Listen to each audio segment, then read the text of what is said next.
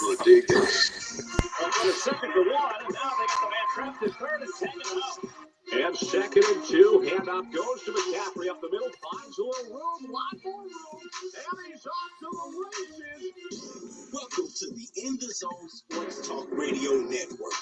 You're listening to the Just Us Sports Talk Show with your host, Kate Dinks from Harrisburg, Pennsylvania, the small city with the large heart, and co-host Dana the Hater Clark from St. Petersburg, Florida. Also co-hosting Murray E. Baskerville from Gotta Be More Careful, Baltimore, Maryland.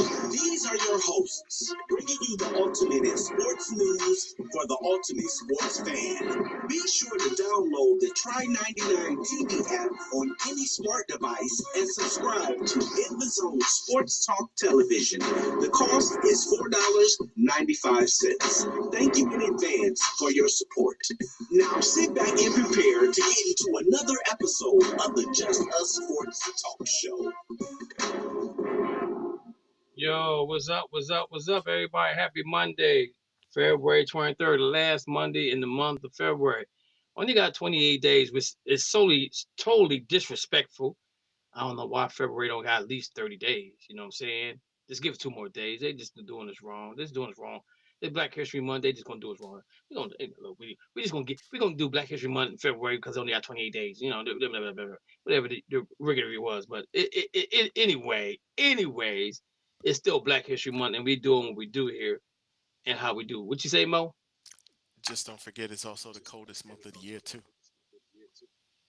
I don't care. Can't have no barbecues in February, man. Yes, you can. Yes, you can.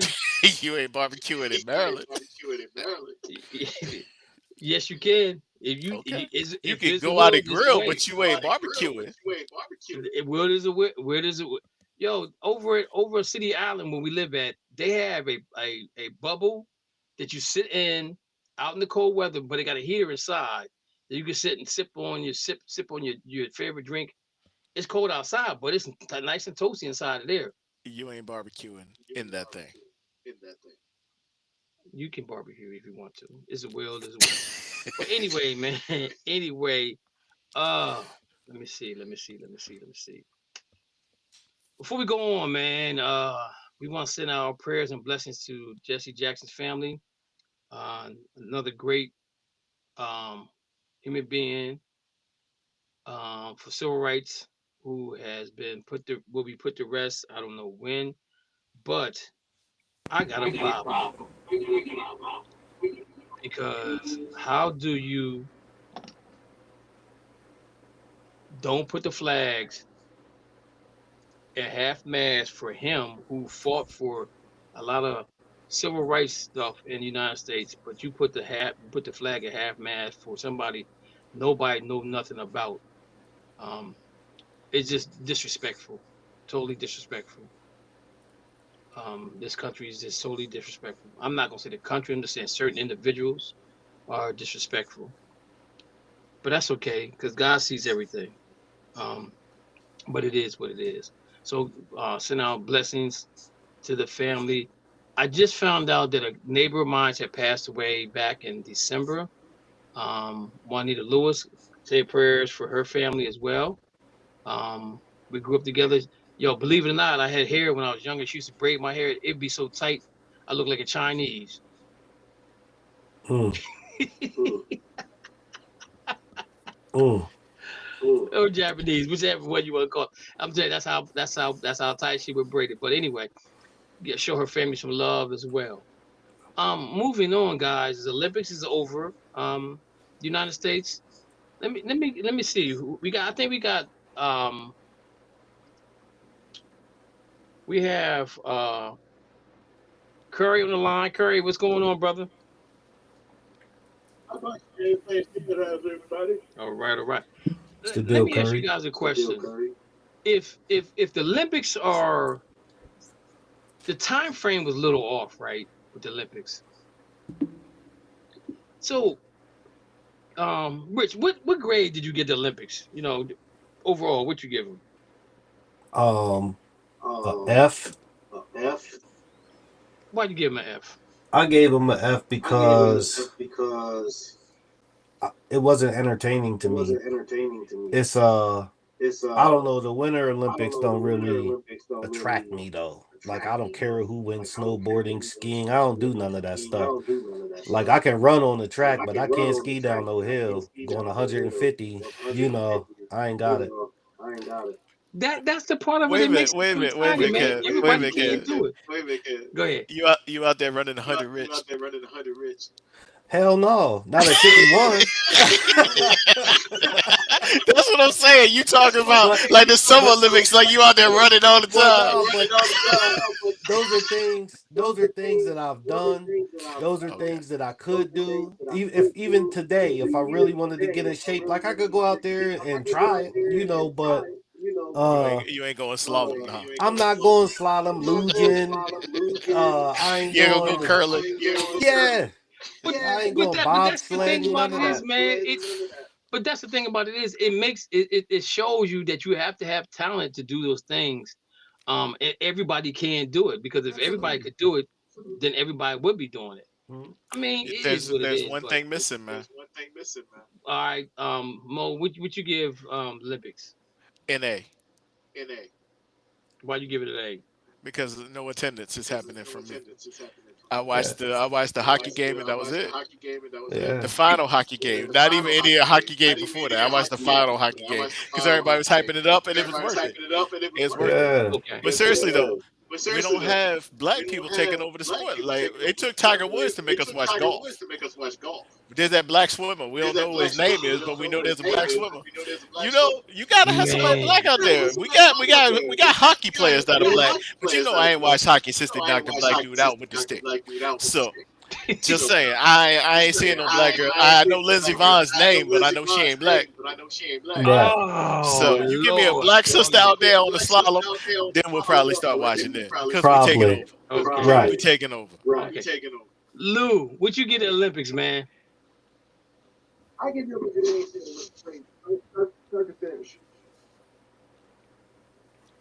So Lou, Lou, you're probably the only one that ain't working, right? Do you work, or you just be at home chilling?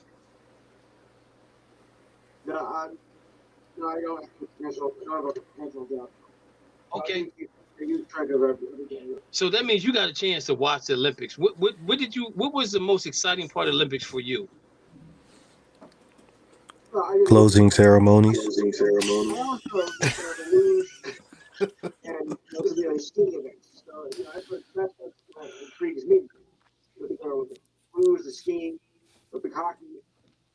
Okay.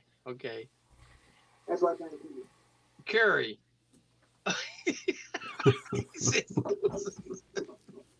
Curry, what do you get at Olympics, man? I would go ahead and give them a B, and the reason I would give them a B is because one, it's really not fair for me to give them a grade at all.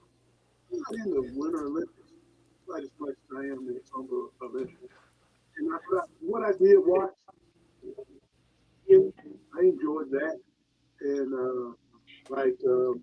most hockey game, I enjoyed that. So I didn't watch a lot of the other stuff, so therefore I'll give them a B. What I did watch was enjoyable. Okay. So I'm gonna say um I, I can't give it a grade for real, because I'm gonna say this: the problem with the Winter Olympics is I think the time frame of when it came on, because a lot of it was during the time we're at work, and so there was a lot of stuff that I actually missed because I was at work, and when I come home, I'm trying to watch that. Plus, I'm trying to watch basketball. I'm trying to watch this, trying to watch that. So it kind of interrupted my day trying to watch everything. Um, and I think that's probably the biggest issue to me. Was it on NBC? Hmm. It was on Yeah, NBC. yeah. Yeah, see, and NBC don't do things right anyway. That's why they don't have nothing major on there because they just don't know how to. They just don't know how to. They don't know how to adapt to the viewing audience because what we're looking at was an 8 hour, like an 8 hour difference from here to here. So 6 hour difference. So I'm just saying, I think that probably was the biggest issue. And I'm gonna say this too. I think in Japan, that was even worse. Right, but the thing about it is, if you think about Japan, their games were like later at night. So anything that you wanted to watch, it was already over with, right? So I think that going forward, the Winter Olympics should have its own channel, and it should repeat what they show 24 hours a day. Like you have, like in one corner you have skiing, and in one corner you have the Alpine and whatever, and then you click on it and you watch it. You know what I'm saying? That gives you opportunity to see whatever you want to see. But to try to figure it out was like, it was crazy. It was crazy, man. I didn't get a chance to watch the hockey game because I don't even know where I was. I have no idea where I was for the hockey game. Ain't nobody watching the Winter Olympics. Nobody. Hey, was Snoop still the guy there, the ambassador? I'm not saying nobody's watching it, but I'm saying I think the reason why nobody watched it is because the time frame that they had it on, it was difficult. It was really difficult for people to watch it. It was lame. I'm not gonna say that. I'm gonna say this about it. You had to be dedicated to watch. Yeah. And not that many people were dedicated or cared to watch it live. I'm not dedicated to watching it, but I did want to watch it. Okay. You know so if the whatchamacallit Olympics, if the Summer Olympics were in Japan, would you watch? I will watch it because you know why? Because you care. Because it's 10 o'clock at night or later. I'm good with that. Because what else am I watching at that time of night? 10 o'clock or later. It ain't 10 o'clock or later. Aren't they 6 hours before us or after us or whatever? I don't even know. Who? Japan? Japan's a day ahead of us. A day ahead? Yeah. See, I don't even know. Hey, you want to know how bad it is? I didn't even know the Winter Olympics were in Japan. I had no idea what it was. Yeah. So, but I'm just saying though, give people options because the viewership wasn't really that good. You know what I'm saying? And if you talk to people that's big into the Olympics, they feel like the Americans was disappointing this year because Norway had the most points. But we don't really ever win the Winter Olympics. Like we don't ever walk away from the Winter Olympics as the number one. We try to win hockey. We try to win the slalom. We try to win. We don't even try to put out like the greatest bobsled or lugers or none of that because we ain't got nowhere to do all that year round. You know what I mean?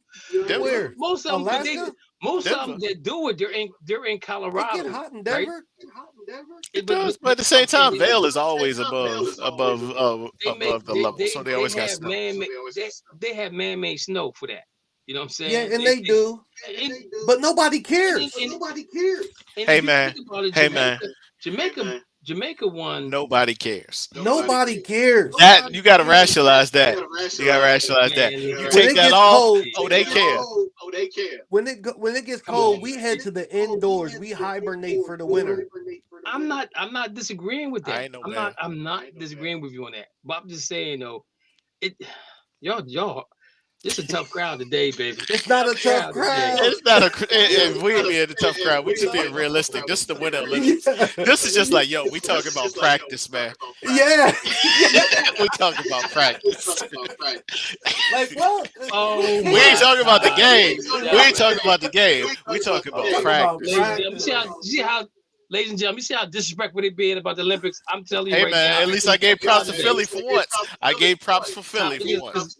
It's a tough crowd today. Tough crowd today. I tell you that right now. So let me ask you guys a question going forward. Do you think they should add another medal to the Olympics? He's still talking about the Olympics. The Winter Olympics? I'm saying Winter Olympics, Summer Olympics. Do you think they should add another do you think they should add another are we talking about participation trophies now? We're really talking about practice now. Nah, for real. Listen to me. These people practice all year. They practice every when the Olympics is over, they practicing for Olympics, right? So if in certain, like in Japan back in the day, if you want a gold medal, you didn't have to work for the rest of your life. You were set for the rest of your life, right? You didn't have to work nowhere. You got chauffeured everywhere, and probably in Africa, probably the same thing. If you win a gold medal, you're set for life, right? Because you did something that nobody else could do. And let's say you got 20 people in something, and you got a first, second, and third, and maybe if you put a platinum in fourth, that could change Platinum. life. Platinum costs more than gold. I'm just saying. You gonna knock everything else down. You put platinum in. I'm just saying you could use. I mean, I don't know. This come up. I don't know. How about we do wood? Plastic. Wood don't. Fish taste like chicken. Tastes like they really tripping today, ladies Yeah. and gentlemen. On the live feed, they really tripping on me today. But I'm just saying though. You think about how many people participate in an event there, and only 3 people get medals. I mean, Yes. We talking about participation trophies now, man. No. I'm just That's saying. a participation trophy. All these years before, it's only been 3. It's always been 3. Now you making it 4? I'm just saying, why not? Why, Then why when does it stop? Exactly. Next thing you know, 8th place, making it to the final, everybody gets a ribbon. Just give it 4. I'm just saying though, because you look, if you're in an event, man, and you come in 5th or 6th, and you're like an inch away, like for example, the guys that did the one skiing event where I guess the relay in the skis, and they were walking and running and whatever. No, not that one. The one they did the where they was going up the hill, jumping over the whatever, I don't know what it's called. But the dude stuck his stick out with his hand. It was a photo finish, so he gets the silver. The guy from Japan don't get nothing. But it's so close. It is photo finish, right? It's called You Better Win. You know what it's called? You Like- know what that's called right there? That's called, I would love to play fantasy football with you because 4th place is Yeah. money an hour. Yeah. That's wild. In our league, in my league, I'm never 4th. I'm first for the last 2 years, so I wouldn't know what it feel like to be 4th. Because you playing in a league that ain't paying. We ain't playing for money. You playing for money, you ain't winning. It doesn't matter. Oh, Okay. yeah, it does. Hey, I don't put any play effort the into game. this league. You play to win the game. Let's play for I money don't next care. year. We'll Yeah, see. I don't care if it's $5 a team, $10 a team. I don't care. Exactly. You put some But money we're on the gonna line, make it's gonna be a lot different. Yeah, it's gonna be a little Okay, different. let's add a pocket change to the thing. You know what I'm saying? Who That's putting in what- datas because you know he I'm ain't still gonna put waiting. in. I'm still waiting on Rich. I'm still waiting on my belt. What 2 belt? years in a row. Championship belt. I'm gonna go to my closet and get my coach belt and beat your ass. No. Hey, Michael Irvin time, baby. Michael Irvin time. She talking about Yo, talk to you the whole time. Hey, we'll make it PG for people. B2B, baby. B2B. Belt to booty. Belt to booty.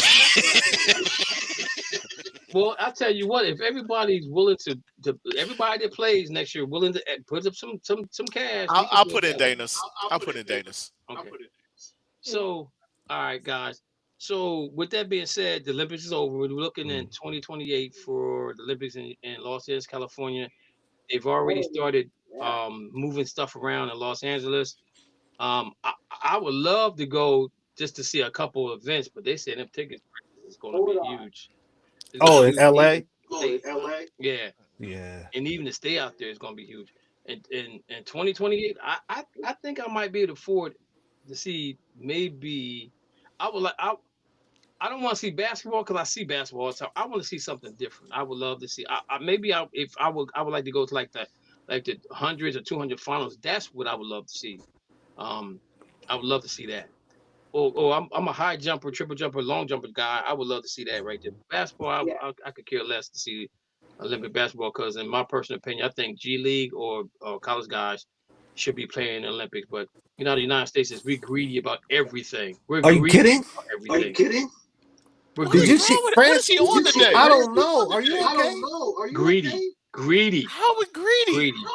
Everybody else has been playing their players all the time, and we beat them. So and then we started losing. And then we start playing our best players, and then it's a bad thing. But wait a minute. So in the Olympics, when we had the college players playing, we was winning. That's what I just said. So then everybody else got better because they started playing in the NBA. Whose fault was that? They got better. It was us that helped them get better because they came over. And then the problem is they always been playing their best players. And then they started winning goals. And we're like, y'all, we ain't giving them the gold no more. Then our best players start playing. Dream team, baby. Dream team. Made it real. Man, you are hating on the USA today? I agree with Mo. It's because the thing about it is, though, I think in 2028, the United States basketball team will dominate. They will definitely dominate because they don't want to be the team that, like that last team we had, they struggled against a couple of teams, right? They're gonna struggle again. And I don't think they want to do that again. So they're gonna put the best foot forward. And right now, 2028, we know only person one of the guys is going to Hall of Fame, Kevin Durant, probably would be on the team. I don't know who else would be on that team. You gonna put Brunson on the team. You're gonna put, like, let's say you put Brunson on Olympic team. He can score, but can he play defense? So what you probably gonna be looking for is a lot of guys that's two-way players that can play defense and can score at the same time. I think that's the direction that they might go into. How many of them you gonna get? You gonna get 15? We'll see. We'll see in 2028. We'll see in 2028. Yeah. So since we did that, let's go ahead and start doing our history, Black History moment. I'm gonna start with mine first, right? We're gonna let Mo go last because he has a trivia question for everybody. And the person that answered the question last week, I asked them to inbox me, they never did. So again, if you get the answer right, call in and let us know, or you can put it in one of the live feeds that I have right here, who the person is. Inbox me your name and your address, and I will send you a In the Zone Sports Talking to Me Sports Radio t-shirt. So my Black History moment is Bozeman Benjamin Anthony, 1840 to 1881. Born on February 23rd of 1881. I'm sorry. February 23rd, 1840. Excuse me. Benjamin A. Bozeman, physician, politician, and postmaster, was born in New York in 1840 to Benjamin A. and Arnetta Bozeman. He was the oldest of 5 children, 2 girls and 3 boys. Bozeman grew up in Troy, New York, where his father served as a steward on the steamboat Empire in the mid-1800s, and then as a shuttler of several merchants selling provisions for the army. Bozeman was educated in second grade school of Troy and showed the interest in becoming a physician. At the age of 16, he began his 8 years apprenticeship in the office of prominent Troy physician Dr. Thomas E. Brinsmaid, before completing his education at the medical school in Maine at Bowdoin College, where he received his medical degree in 1864. With his degree in hand, Bozeman turned his efforts towards obtaining positions as a surgeon with the Union Army during the American Civil War. After writing to an acting Surgeon General Joseph K. Barnes requested a position as a surgeon with the Color Regiment, Bozeman received appointment as a contract acting assistant surgeon. He was assigned to recruiting positions for the United States Colored Troops, USCT, at Camp Foster in Hilton Head, South Carolina, and served for 1 year examining recruits turning to sick and wounded soldiers of the 21st Regiment of the USCT. At the war ending, Bozeman remained in South Carolina, taking a residence in Charleston, where he set up a successful medical practice. He met and married Virginia Montgomery. The couple had 2 sons, Benjamin and Christopher. In 1868, Bozeman was among several African Americans who were elected to Congress for a first time in South Carolina. He became the only politician, black or white, elected 3 consecutive terms in South Carolina House of Representatives during Reconstruction. During this term, Bozeman introduced several pieces of legislation and attempted to outlaw racial discrimination in the state. Bozeman Benjamin Anthony, 1840 to 1881, birthday was February 23rd. My Black History Month. Lou, what you got for us? Well, okay, with tennis, RBA, the last Benjamin Carter, Ashley Carter, and all of the Revolution during the 1917 Wimbledon final, which was won by Ash. Also, that's became the first black man to win Wimbledon. The great tennis player. I had a chance to see when I was younger. It was I think, original, like, okay, it wasn't probably the same, was like Connors or Beckero or players over. I think it deserves more recognition. Okay. Look like we got Dana on the line. What's up, Dana? How you doing, man? Just a Black History fact. My dad. I'm driving home. Okay. All right. Curry, what you got for us? Well, wait a minute. Go ahead. Arthur Ashe's mother did my mother's hair. Oh, that's dope. So she knew him. Your mom's down south, right? Southern Virginia. Yeah. So an hour south of Richmond. Okay. His family was from South Hill, Virginia. That's cool. That's what's up. All right. Curry, what you got for us? Okay. In 1875, over 15 or 17 children were parents who were slaves named Mary Bethune. And the child, Mary kept the sun up, sun down. Mary had went to fight in his home and some stuff, and she saw a book. Mary picked that book up, and one of the white girls snatched that book away from her and said, "You can't read, you're black." And so Mary made a vow that she would learn how to read, and also that she would learn how to teach others how to read.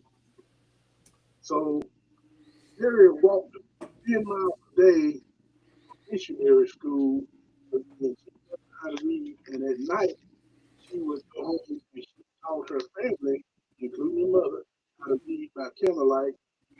And her mother learned how to read for the first time, which made her break down in tears, and she was just so thrilled.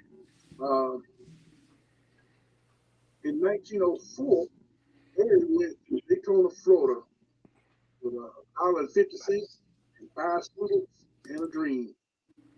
And Mary,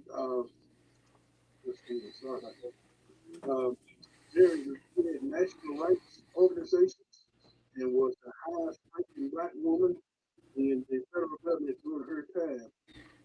Mary, when she got to Florida, she built a school out of scraps. She made nests out of crates. She used charcoal for pencils, and that school now is called Bethune-Cookman. So I'm everybody sure everybody's familiar with Bethune-Cookman. So very proved that education is not just for learning, but it's liberation. That's my moment in Black history. Thank you, Curry. Rich, what you got for us? I ain't gonna lie. I wasn't prepared. I forgot all about it. I got your trade though, but I just didn't even. I worked 2 jobs. time is just not really something that I have a lot of. He's a Jamaican. He works 2 jobs, man. Yeah. Well, No, this. that's not Jamaican, man. That's lazy llama bean. That's lazy llama bean. Hey, you know what? This is my. This is my Black History fact. I bought a Mercedes this year. Right. And so it's my first one. Like in my first couple months, this guy takes his back end of his car and runs it into the front of mine, and it kind of rubbed off a little bit of his bumper. I had my pistol in the car, and I got out without it. And that white man's life was saved because I thought about it before I got out the car. Oh my goodness, that's what we call W. That's what we call LWB. Lucky white boy. That's the Yo. I was ready to go upside his head, but I didn't. So let me ask you a quick question. If you was younger, what you thought you would you have did the same thing? I don't know. I probably would have hit him with the pistol. I might not have shot him. But I might have hit him with it. Praise the Lord that you ain't shoot him, because if you shot him, you wouldn't be sitting here with us right now. Yeah. See, this is why we can't get a record deal right Mo. here. Exactly why we can't get a record deal. Okay, so give y'all a couple of hints. First of all, I ain't gonna give you that one. I'll give you a different one. Before Jeffrey, he shares the same last name as one of everybody's favorite butlers. Mr. Bentley? Bentley. Why would I be talking about white man? You talking about Jeffrey off of Fresh Prince? I said before Jeffrey. Oh, I know who it is. What's his name? I can see his face now. Can you repeat that question? Repeat the question. Before Jeffrey, he was everybody's favorite butler. Oh my God, I see his face right now. Wasn't classified as a butler, but we all called him a butler. He shared the same last name. All right, so second question. He's the leader of the Niagara movement. The Niagara who? Niagara movement. W.E.B. Du Bois. And that would also be what was the guy's last name? Du Bois. But he called himself Du Bois. But he was Du Bois. Which show was that? Which show was that? Was that with Robert Guillaume. As Benson. Yes, Benson. And the next hit y'all would have got, because he's always known by his initials. Because it's both W.E.B. Du Bois and also NAACP. All right, so I'm going to read the whole thing because it's impactful. So W.E.B. Du Bois was born February 23rd, 1868. So today, back in 1868. He was born in Massachusetts. He died August 27th, 1963. Very important year. So W.E.B. Du Bois was an American sociologist, socialist, historian, civil rights activist, Pan-Africanist, writer, and editor. He was born in Massachusetts. He grew up in a relatively tolerant and integrated community because he was born in the North. After completing graduate work at the University of Berlin and Harvard, where he was the first Black African American to earn a doctorate, he became a history, sociology, and economics professor at Atlanta University. Du Bois was one of the founders of the National Association for the Advancement of Colored People, aka NAACP, in 1909. Earlier, Du Bois had risen to national prominence as the leader of the Niagara movement, a group of African-American activists who wanted equal rights for Black people. Du Bois and his supporters opposed the Atlanta Compromise, an agreement crafted by Booker T. Washington that provided that Southern Black people would work and submit to white political rule, while Southern whites guaranteed that Blacks would receive essential educational and economic opportunities. He was not about giving in whatsoever. So instead, Du Bois insisted on full civil rights and increased political representation, which he believed would be brought about by the African American intellectual elite. He referred to this group as the Talented Tenth. So you hear a lot of people calling themselves the Talented Tenth based on him, a concept under the umbrella of racial uplift. He believed that African Americans needed the chance to. Well, I'm not going to say African American. I'm going to say Negroes. He believed that Negroes needed the chance for advanced education and leadership. Du Bois was a prolific author. His collections of essays, The Souls of Black Folk, is a seminal work in African American literature, and his 1935 magnus opus, Black Reconstruction in America, challenged the prevailing orthodoxy that blacks were responsible for the failures of the Reconstruction era, which of course you weren't, because they wanted to call us lazy. We just weren't buying into your stuff.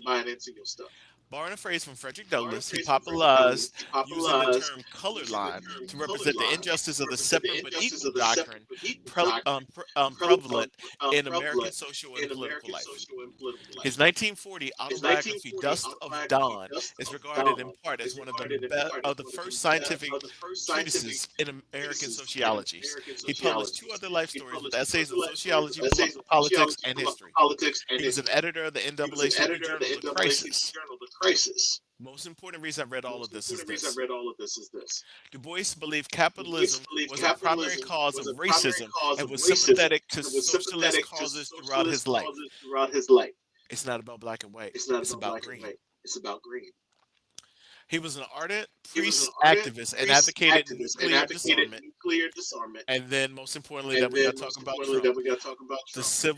The United States Civil Rights Act embodied reforms for which Du Bois had campaigned his entire life, was enacted a year after his death in 1964. And that's what Trump is trying to do away with right now. We have to protect our rights. And that comes from W.B. Du Bois. All right. Impactful. Very impactful, ladies and gentlemen. So hope you guys learned something by all our Black History moments. Other than Rich, if somebody hits your car, make sure you have car insurance. I was either going to do him or I was going to do Clayton Bixby. I'll make sure. That would have been a win. Go ahead, Curry. Hey, I know, Dave, I really appreciate the Black History Month, you emphasize a lot every year, but not just every year, but a lot throughout the year. And since we, it's Historic Month this month, I have a request. Can we extend it one more week? Because not only, I've learned some stuff, just listening to y'all's Black History stuff and kind of doing some research on my own. I've learned some stuff. So can we at least extend it one more week? I tell you, I don't have to be far down to the month. Trump won't allow it. This is why we can't get syndicated. Right. Oh, so Curry, before the show started, we had talked about doing it, continually doing it, because we at one time we were doing it through past February. We kind of got away from it because we was having issues with the video and all the reverb. So we can go back to doing one Black History person a show instead of doing all of them. Everybody do Black one a people week. 28 days, they want another week. Yes, right. So, Kerry, your answer to the question is yes, yes, yes, and yes. Okay, good. Oh my God. So we do one again next week. Yes, sir. Yes, sir. All right, guys.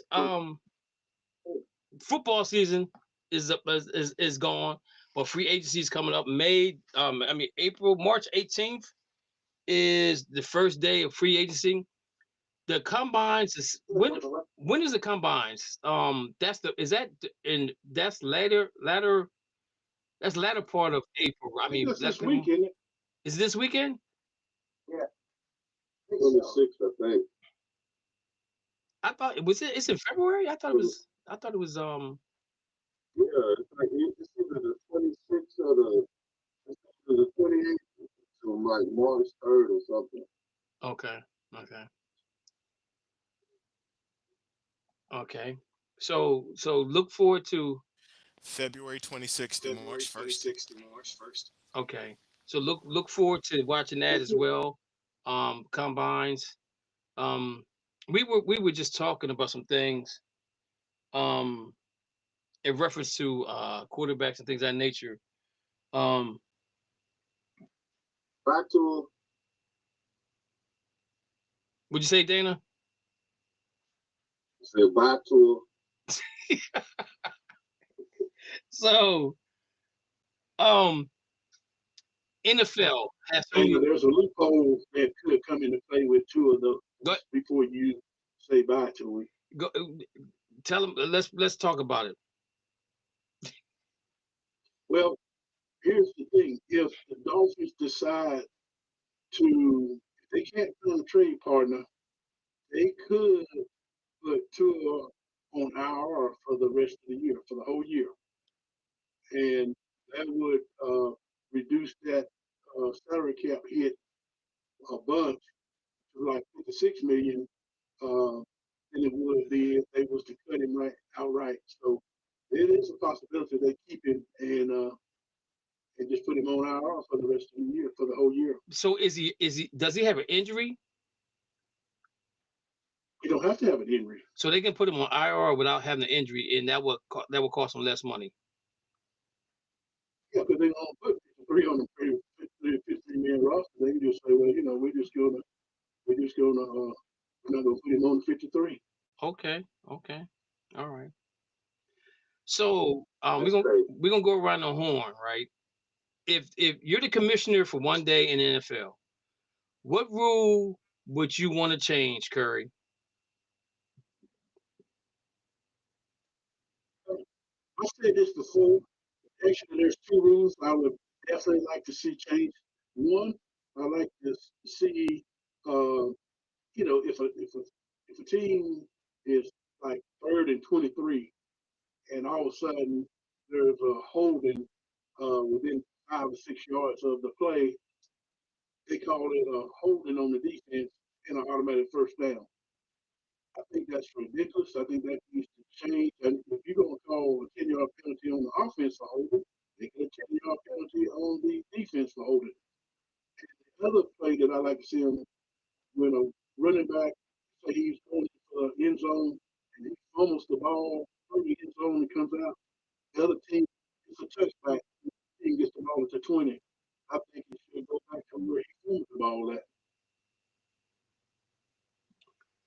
Okay, but now, so you're saying the ball should go to the 1? If he fumbled the ball before he got to the goal line, if it was on the 3, 2, 1, whatever, but if all goes through the end zone, that's a touchback, and the defense gets the ball, and another team gets the ball at the 20. So I think it should go back to where he first fumbled the ball. Okay. Okay. Anybody agree, disagree with that? I agree. All right. Dana, what you got for us? We have that stupid pass interference at the spot. Okay. We got to get rid of that. So what do you think they should make it? I think they should just, you know, just like just make it a 10-yard penalty to put it at the spot. That's all. That's the reason. Make it a 10-yard penalty in first down? Yes. Okay. All right. Lou, what you got for us? Well, I think right now, I'm going to make the rules right now. I think just the way things are, because it's probably hard to rule changes and whatnot, and then it's a little bit about this. So I think for me, I think it's just the rules the way they are. Every year trying to change something. Okay. All right. Just leave it there for now. Okay, for me, is I need them to give us a definition, a drop dead definition what a catch is, because that a catch, it gets interpreted so many different ways. It's unreal. You look at the play with the Buffalo Bills, it's an interception. You look at the play with the Rams, he's down by contact. I think if you make two steps if you got the ball in your hands and you make two steps, that's a player movement, and that could be considered a fumble or it could be considered an interception on how the defender is playing the ball. Because I think too many times that definition gets changed around.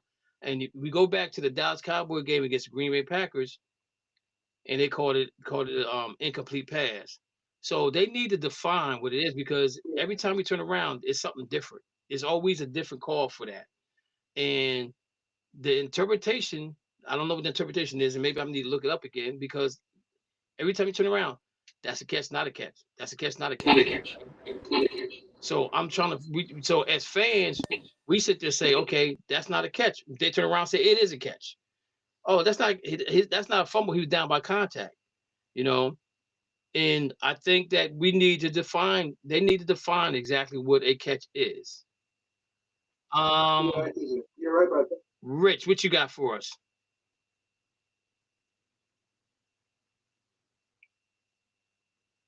Rich.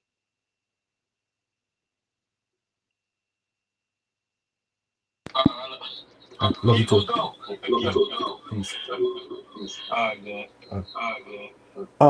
My fault. My son called me. What would I like to change?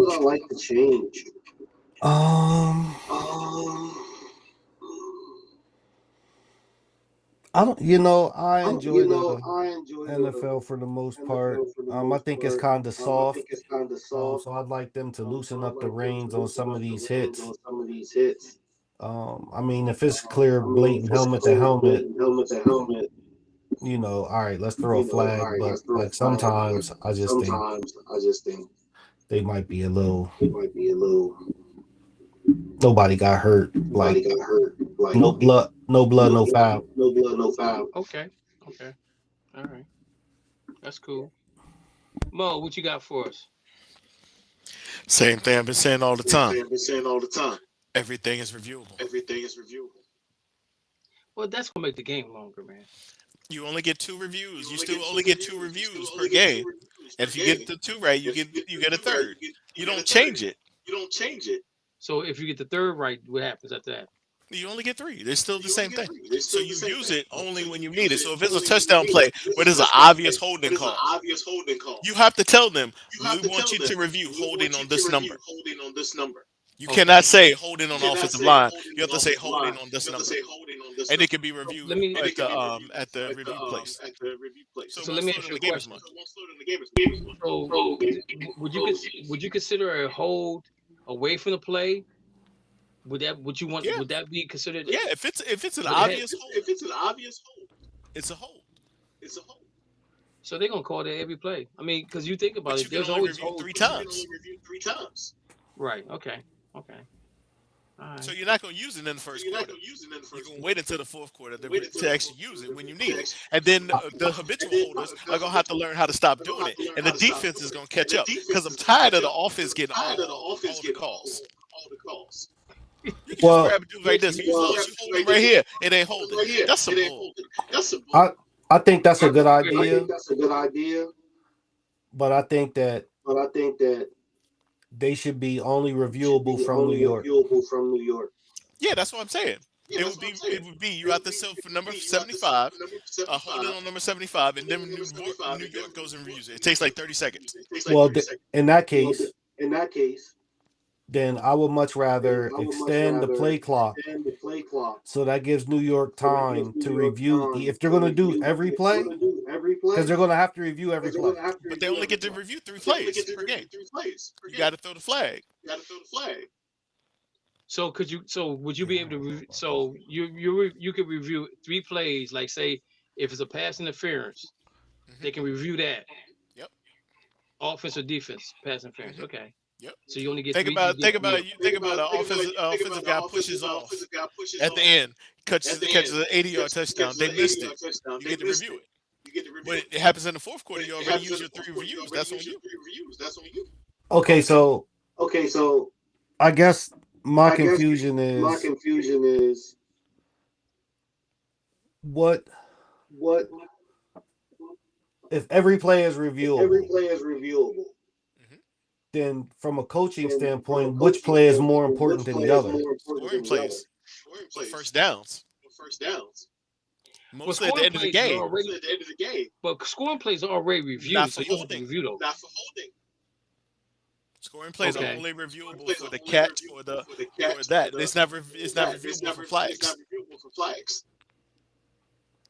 Okay. Yeah, but I'm not. If I'm saying let's clean up the game. Let's clean up the game. You stop holding. You're gonna have to learn to stop holding because they could call it anytime.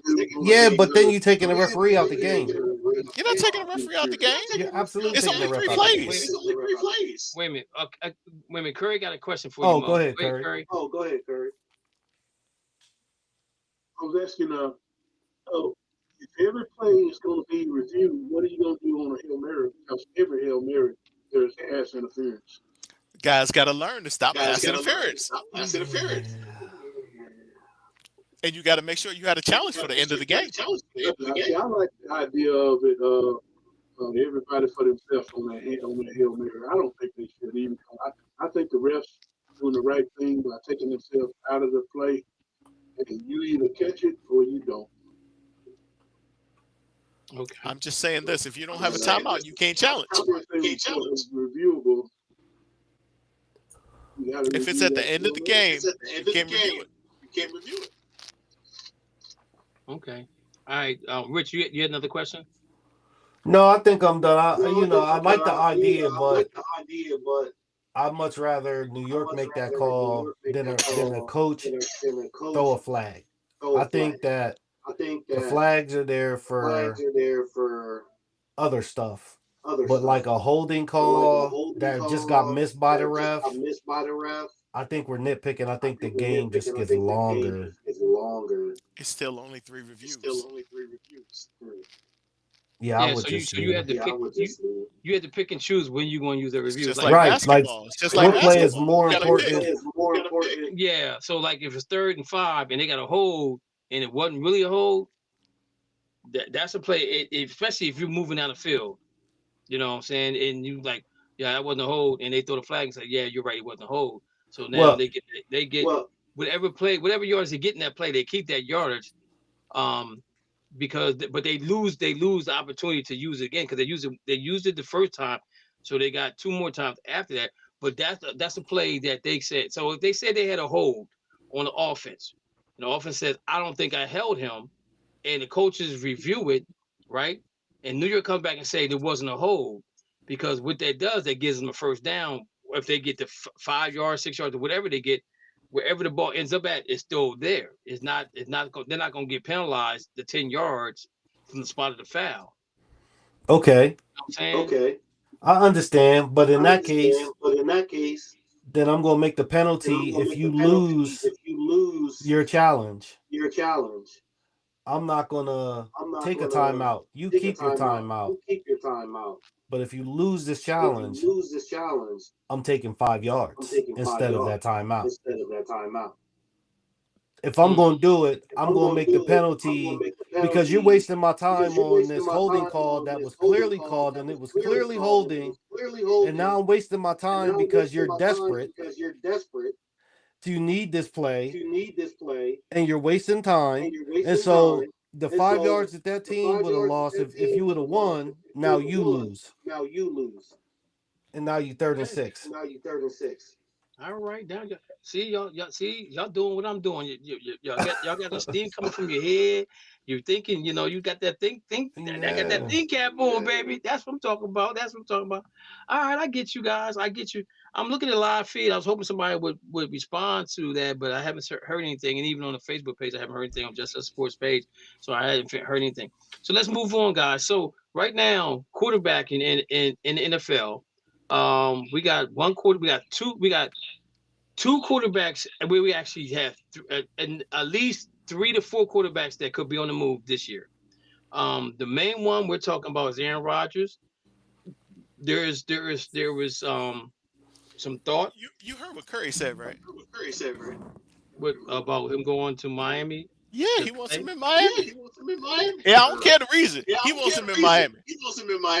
I thought that was hilarious. So Aaron Rodgers' name has been brought up in a few places. Pittsburgh, of course, they want him back. Minnesota wants him. And then there was talk of him maybe going to Atlanta, right? And if you think about the best fit for him, actually for real, I would probably say Minnesota because he knows the division. He got guaranteed 8 games indoors, which he's never played in before, right? So that gives him added incentive to go to Minnesota. And actually, if you think Minnesota's defense, yeah, he gets 8 games inside the dome. Where? In Minnesota. You said Minnesota. Yeah, Minnesota's inside. Okay. All right. So he gets guaranteed 8 games at home without the weather being a factor. He plays against Green Bay, he plays against Chicago, he plays against Detroit, which he played against them before. But they probably have other than Pittsburgh, I think you look at Pittsburgh defense and you look at Minnesota defense, pretty much almost the same. I don't know where they rank at right now, but I think if you're looking at the piece that's missing for Minnesota, you got to say it's the quarterback. You got a good tight end, you got a running game, you got a wide receiver, you got all-pro wide receiver, a good tight end, the offensive line is there. So I'm thinking that Minnesota might be the place for him to go. And then I'm hearing that Stefanski wants Joe Flacco in Atlanta, and that Malik Willis is a done deal to go to Miami. The wild card in all of this is Kyler Murray. Where does Kyler Murray goes? You got Anthony Richardson out there. I don't know if his stock is all that good, because when you run 10 yards and tap your helmet like you want to come out the game, I got problems with that. I could see I don't know if you guys saw the play, but he ran 10 yards. I could see if he ran 20 yards to get 10 yards, he ran 10 yards. Exactly 10 yards. And he tapped his helmet. And when he did that, I was like, yo, what is he doing? What are you doing? Get it together. So those are the only quarterbacks I honestly see out there. I don't know if I'm missing anybody or not. But Mo, what if am I missing any of the quarterbacks out there that could be on the move? I'm saying that are free agents, right? Because all the quarterbacks I'm talking about are going to be free agents. I don't know about the situation with Tua. But you're talking about Anthony Richardson. He's not a free agent. He's not a free agent. Is Aaron Rodgers a free agent? Yeah, he only signed a 1-year deal, right? Aaron Rodgers is a free agent. Okay. Yeah. What about Geno Smith? He's not a free agent. Geno might just stay. He might stay where he's at. I don't think he's going wherever.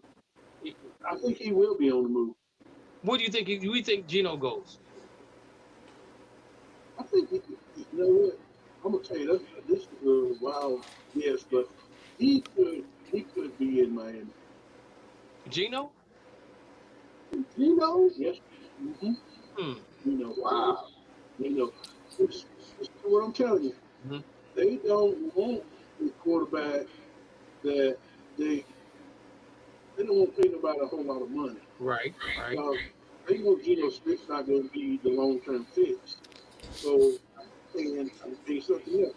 They're not going to spend a whole lot of money on Malik Willis either, because there's not been enough sample size Malik Willis to say he can justify giving that guy $30 million a year. Now, if you can give him something like Justin Fields got, yes, but I can't see bringing Malik Willis in and making him your you're day one starter in 2026 and thinking that he's going to be your franchise quarterback by giving him the bag, because I just haven't seen enough from him. Okay, anybody agree, disagree with that? I think he's right that Pittsburgh. I hope they get it. I think Malik Willis is going to try and go to a good opportunity for himself, where he's not going to have anybody to worry about over his shoulder, which he's not going to have that in Miami, because they're going to get rid of Tua one way or another. I think Minnesota makes sense to be with a good quarterback coach, but at the same time, he's always got the rookie looking over his shoulder. Pittsburgh is another opportunity, but then you also got Will Howard waiting behind you, because if he doesn't do well, he's only going to be there 1 year. So I think Miami makes sense. Yeah, but you go ahead, Curry. But I was going to say, now you're saying he's going to want to go where it makes the best fit for him. You know what's the best fit for him? What fits his wallet. You don't care where he goes. Yeah, he does. That's where he's going. He don't care. It don't make no difference. Do you blame him? I don't. I just don't see. All you got to say is Daniel Jones. Anybody that's going to say Malik Willis is our franchise quarterback. He may Jones. Well, he may not. But you shooting in the dark if you give him a whole bunch of money. Daniel Jones. That's all I got to say. If he don't pan out, that's just dead cap money. But you know what though? I think like Mo's saying Daniel Jones, because we didn't expect Daniel Jones to be as good as he was in Indianapolis as he was. I mean, we didn't expect him. And to he be took that less good. money and also won your deal. Yeah, he bet on himself. Definitely he bet on himself. Even though he got hurt, he still bet on himself. And we don't know where he's at as far as coming back. So I'm just saying. I mean, I'm looking at the teams right now. We already know what the Raiders going to do. The Jets is open for whatever, right? Sure. Cardinals are open for whatever. You could throw the Falcons in there. The Browns. The Browns. The Browns got 3 quarterbacks. They Man, what got they gonna 9. do with Deshaun Watson? Go ahead and cut him so he can come to Pittsburgh. I'd rather have Deshaun Watson than anybody. So you have 5 teams that have quarterback questions of who's going to be the starter next year. So now listen to what Curry's saying. So maybe Malik Willis might be a better fit in Minnesota than Aaron Rodgers. I think Aaron Rodgers is a better fit in Minnesota. Yeah, Aaron Rodgers wanted to be in Minnesota last year. Well, I get that, but what I'm saying though, if Minnesota, so let me ask you guys a question. If he goes to Minnesota, what are their chances of going to Super Bowl?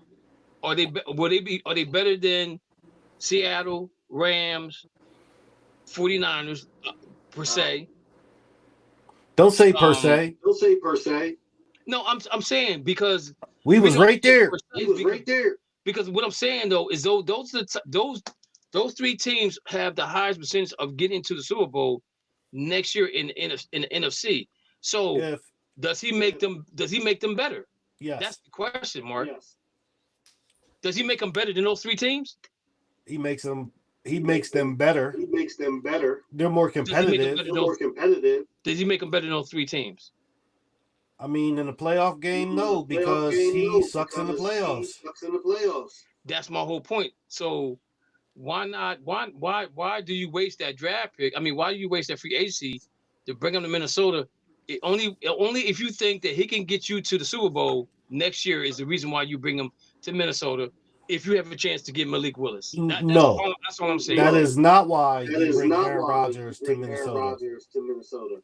You bring Aaron Rodgers to Minnesota so that Justin Jefferson can get the ball and doesn't demand a trade at the end of this season because the quarterback play is so bad. You bring Aaron Rodgers to keep Justin Jefferson until y'all get y'all next quarterback. You don't let Justin Jefferson walk. They got the number 7 defense at the end of the year this year. There's no reason why that they can't bring Aaron Rodgers in for 1, maybe 2 seasons to keep them relevant until they can get their quarterback situation worked out. So, do you think McCarthy do you think McCarthy is the answer to the problem in Minnesota if he sits and watches Aaron Rodgers? He's in Pittsburgh. Oh, no, JJ. No, JJ. I'll be sending JJ to the street. But I'd be looking at like a Mac Jones type of player, somebody that has some NFL experience, that knows how to run an offense, and we can get him in here. But I'm not going to say Mac Jones, but they got to find their quarterback. They got to get that worked out. I think Aaron Rodgers is a good stopgap. I feel the same way about Miami.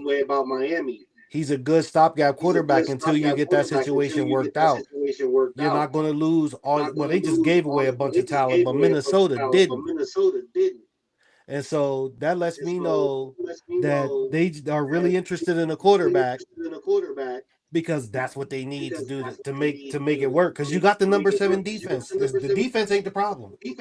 Well, that's what I was saying. It is the key to this whole thing is it does Aaron Rodgers give them. He gives them a better chance of winning the division, but I don't know if they give him a better chance of going to Super Bowl. I don't think that's the goal. The goal is to keep Justin Jefferson. Right. So you keep Justin Jefferson for 1 year. 2 then years. you back. Now you back. Well, I'm saying 1 year because I don't think Aaron Rodgers comes back after this year. I think that'd be it for him. Okay. So now you still in the same situation where now you're looking for another quarterback. Right? Maybe not. Like that's what I'm saying. You bring Aaron Rodgers in, somebody could becomes available. Like you just don't know what's going to happen. Like they could. I mean, for all intents and purposes, they don't have to pay Aaron Rodgers a whole bunch of money to come in there and do what he does. They could grab 2 quarterbacks. Can I just say something about this? Go ahead. I think it's hilarious that we're talking about Aaron Rodgers playing for another year or 2 years. I think everybody said he was done last year. That's a fact. Well, that's a fact. But the thing about it is, though, Minnesota is a good fit for him because he don't have to do much. He just has to. He just has to manage the team, right? They got a good offensive line. I missed that. He said, he said, I can't understand why we're talking about Aaron Rodgers when we said he was done after last year. I'll tell you why. Because the quarterback play in the NFL is so bad that how is he gonna be talking? He been saying Aaron Rodgers been watched for 3 years. Quarterback play in the NFL is terrible. You got like half the league looking for a quarterback. That's why Aaron Rodgers stay on there. It's not because they do for you. They're big in the past, and that's not gonna happen anymore.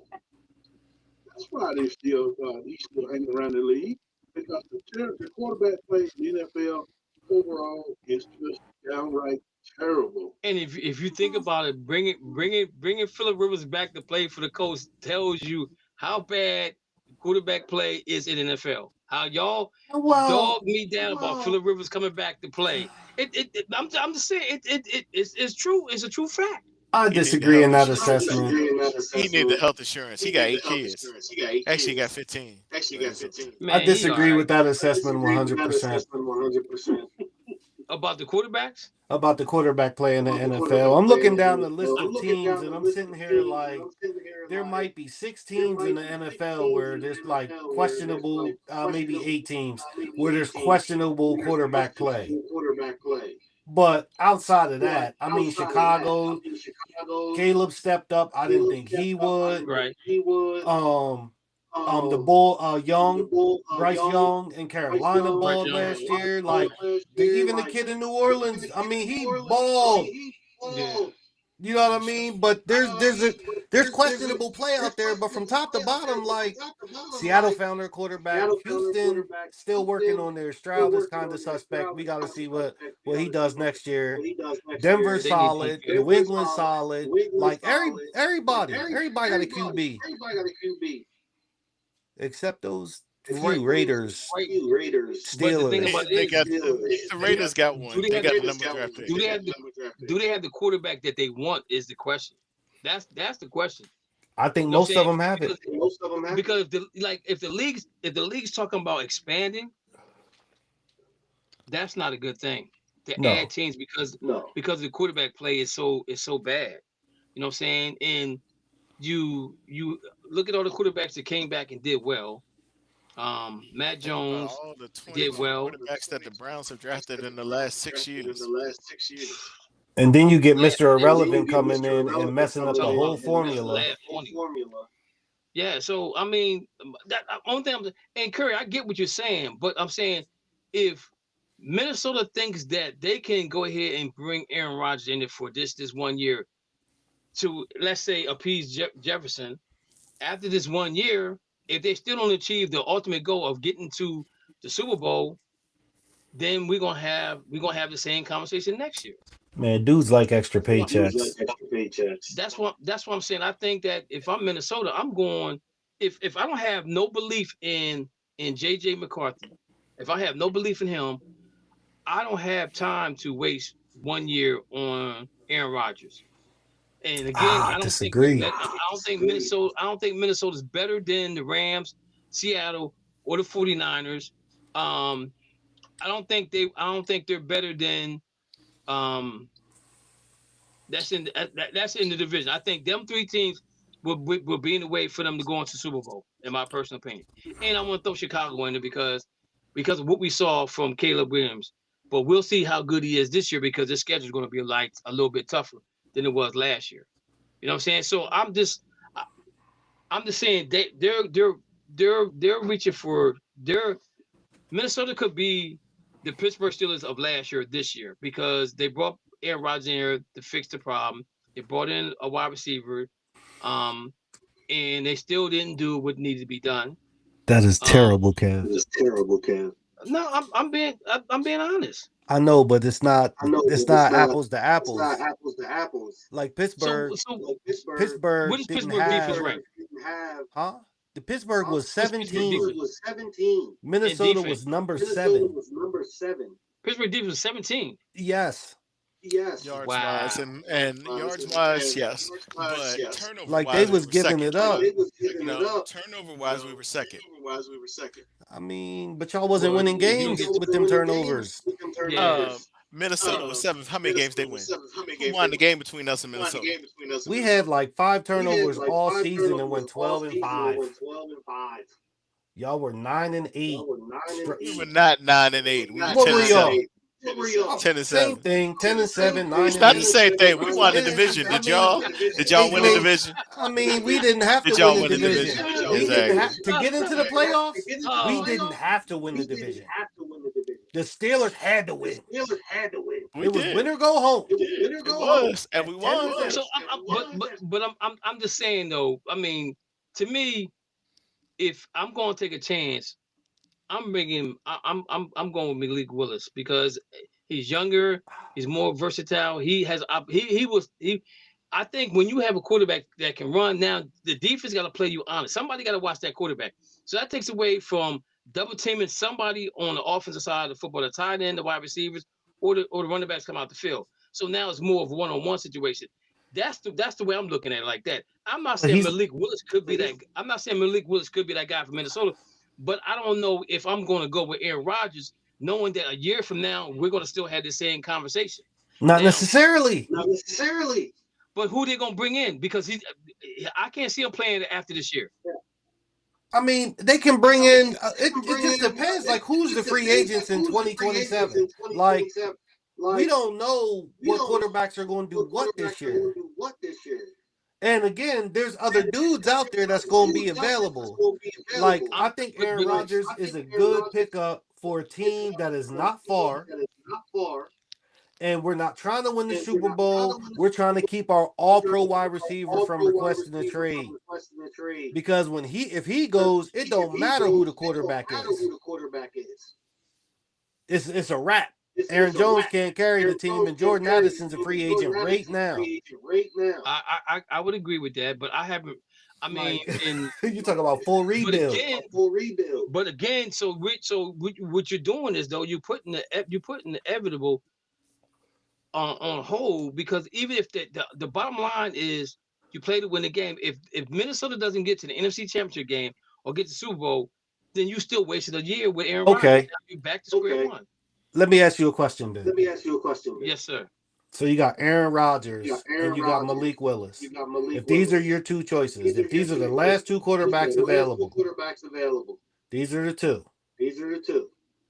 Which one are you rolling the dice on? Like, which one are you rolling the dice less? How much? What's the chances of Aaron Rodgers succeeding against Malik Willis succeeding or failing? Like, it's 50-50. You rolling the dice regardless. I'm going to roll it. I'm going to say this. I will go with Malik Willis before I go with Aaron Rodgers, for the simple fact that if he goes to Minnesota, they know his quirks, his quivers. They know when he twitches, what he's going to do. They all know it because he's been there so long. So it's not like they're not going to know what Aaron Rodgers is going to do. Malik Willis brings a different vibe to the team. So you don't know exactly. You got to get a year of film on him before you can say, this is what's going to happen. We know he's going to do this. He knows he's going to do that. You know what I'm saying? That's all I'm saying is right there. Is the question about Malik Willis is, okay, what is he going to do with the ball? Right. Will run it or is he going to pass it? When you got Justin Jefferson on the team, but you cannot roll the dice at the quarterback position. You did that with JJ when you had Sam Darnold in the building. You got to go with the short thing for 1 year. But that's what they messed up. That's what they messed up with. They let Sam Darnold go. But again, if Minnesota, but my question to you is, Minnesota don't win if they don't win Super Bowl with Aaron Rodgers, Jefferson come back and say, yo, we did it. It didn't happen. Who we gonna get next? I'm leaving. So they're still in the same situation. Well, okay, well look at this. Yeah, you're still in the same situation. You are. I can't even argue that, because I was just about to ask you if Justin Jefferson finishes the season with 77 catches, 890 yards, and 5 touchdowns. Is he happy? It depends on if they all determines So if you're looking for stats or wins, I'm saying this. I think Jefferson is in a situation now where stats don't really matter to him more so than wins. If he still get his catches, he's still gonna get his catches, right? 77 catches. But if you get 800 yards, if you put Aaron Rodgers back there, he's going to get you double that. He's going to get you at least 20 more catches. But they can't run, right? They can't maneuver nowhere. Ooh. I just think it's funny. We were talking about Aaron Rodgers last year. Now you double on Jefferson. You can't double. You got Aaron Jones back there, and you got the other Jordan Mason. But you do have those guys. But the thing about it is, you don't have a quarterback that you know is going to run the football. So now you're on him. So he's not going to run the football. This is outrageous. So you going so you get the double on somebody else, the tight end, the wide receiver, running back, whatever. You can't double if Jordan Addison comes back. And you got Aaron Rodgers, Justin Jefferson. Who's the tight end? What's his name? Starts with an H, I think. Hutchinson. Hutchinson. Yeah, you know what I'm talking about. TJ Hawkinson. Hawkinson, yeah. You got Hawkinson, you got Jones, you got Mason. So those are your 5 beasts. Those are your animals. I forget who the third wide receiver is. You give that to Aaron Rodgers. Jalen Nailor. Jalen Nailor. They're going to win some games. He's going to win some games with that team. Malik Willis, don't know. I'm not this, but okay. Pittsburgh spends the first pick on a wide receiver. Pittsburgh has better. They bring back Gainwell. They still got Mookie, which is a beast. They still got Darnell Washington, which is a beast. You still got DK on the outside. You get a number 1 draft pick like Casey Concepcion or Lemon or a guy that he actually trusts on the outside. And also they gonna probably bring back what's his name too. He don't like he don't like rookie wide receivers. Are you serious? You know that, right? Dobbs was his rookie. He might actually. He's a free agent. They can pick him up. Not only that, he was a rookie, but you heard what he said about him when the cuts time. He ran the wrong pattern in that one game. You talking about our rookie? We didn't have a rookie last year. You talking about when he was with Green Bay? Oh well, he loved Romeo Dobbs. He loved him now, but he didn't love him as a rookie. He did. He was the only guy who was throwing to his rookie year. That was the last year he was in Green Bay. No, what I'm saying to you is he talked about him when he ran the wrong pattern in the playoff game. Now, whenever did Aaron Rodgers take accountability for any of his mistakes? That's what I'm saying. So I mean, of course, you're going to blame the receiver. He said he ran the wrong route. Right, because Aaron Rodgers doesn't make mistakes. I remember him saying that about Mike Williams in New York. I'll say this though. I'm rolling the dice on Aaron Rodgers, and I'm sending Malik Willis to a rebuilding team like Miami, like Cleveland, like Raiders. Like, you go where you need to go and rebuild with somebody. Yeah, Pittsburgh. You want to go to Pittsburgh? You know, Pittsburgh. They saying Pittsburgh wide receiver Denzel Boston from Washington. Is that what they saying? He's a big wide receiver. 6'4". If he runs a 4.4, he gonna be gone in the first 15 picks. Oh yeah. Well, if any wide receiver runs that y'all ain't gonna get him. They gonna Casey Concepcion is gonna run a 4.4. He gonna be there. He might. If he runs a 4.4, he gonna be there. He's a return guy. No, he's only 5'10". He's Santonio Holmes, Antonio Brown size. And he plays just as he plays just like a 6'4". All right, so before we move on, let me ask you guys a question about the Falcons. So do they bring in a gap quarterback? Because everything's saying that Kirk Cousins is leaving, right? He restructured his contract last year, but he's leaving. So do you put in a gap quarterback in Atlanta? And who would it be? Joe Flacco. That's terrible. I don't know how Penix is out there for it, though. I thought he was going to be back. But no, because this is like this a third ACL tear he had in that knee, so it might be a minute before he comes back. That don't mean anything. That don't mean it's going to be longer. Just means that he might not be as fast as he was before. I think the healing process is a little bit longer.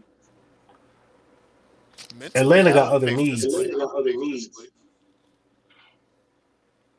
Well, they need to figure out the quarterback situation first, though, because do they? Nobody knows who's going to be the quarterback. I mean, Penix.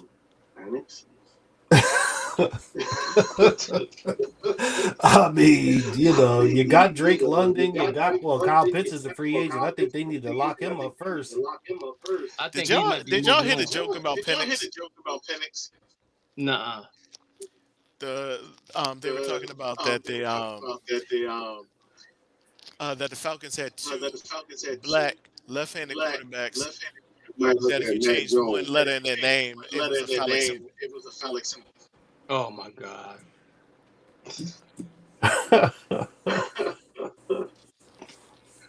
Oh Lord Jesus. People need to stop smoking weed. No. Think about it though. I will not. Think about it. Change one letter from both of their names. They both left-handed. That's good.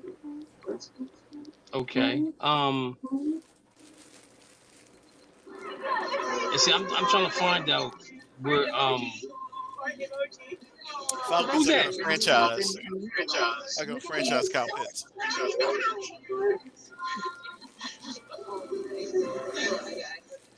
Somebody watching videos.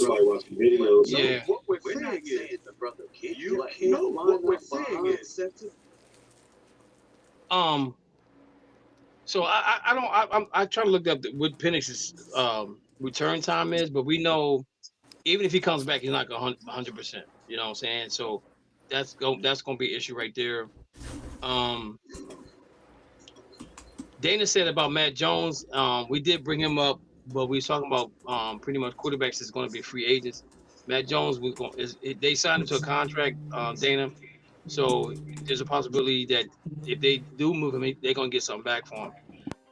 And depending on, I'm gonna say this, depending on Daniel Jones, that might be a good place for Matt Jones for real. Is the Colts? That could be a good place for him. For who? I don't know. Mac Jones? Yeah. One-year deal. Yeah, that makes sense because Daniel Jones could be out for most of the next year. And they don't have. Penix is supposed to be ready. He could be ready by the first week, but they're thinking more like September sometime.